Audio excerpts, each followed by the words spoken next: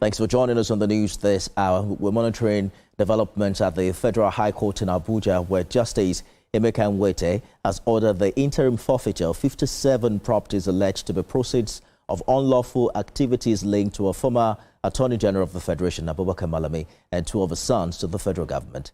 Justice Abubakar Malami granted the order following an ex parte motion moved by counsel to the Economic and Financial Crimes Commission, Ekele Hanacho.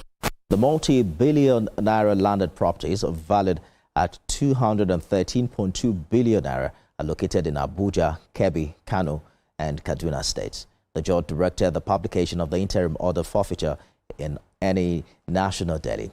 The court also granted bail in the sum of 500 million naira to Mr. Malami alongside his wife and their son. Senior reporter Celestina Area has more. Justice Emeka Waiti, while ruling on the bail application, ordered that each of the defendants must produce two sureties. The sureties are required to own landed property within Abuja's high-brew areas of Asokoro, Maitama or Gwarimpa. The court also directed the defendants to deposit their international passports and other travel documents with the registrar of the court.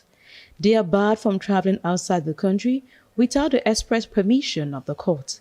In addition, both the defendants and their sureties are to submit 2 recent passport photographs each. Pending the perfection of their bail conditions, the court ordered that the defendant be remanded at a correctional facility. The trial has been adjourned until February 17th. We are comfortable with the bail conditions, and we are hopeful that within a reasonable time we will fulfill those bail conditions, and the defendants will be released and prepare for their defense. Yes.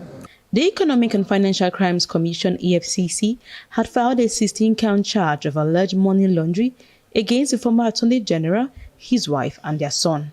At the bail hearing, the EFCC opposed the application, arguing that Malami's international connections pose a flight risk, especially considering the gravity of the alleged offences. The anti-graft agency, through its counsel, further alleged that the former minister, being a highly influential figure, could interfere with witnesses, compromise the trial process, and ultimately evade justice. Justice Emeka Waiti has warned litigants and lawyers not to approach him in this case. He says anybody who attempts to test his will be dealt with. The best lawyers and litigants can do is to get good legal representation, either to present their case or defend same. Celestina Area, TVC News, Abuja.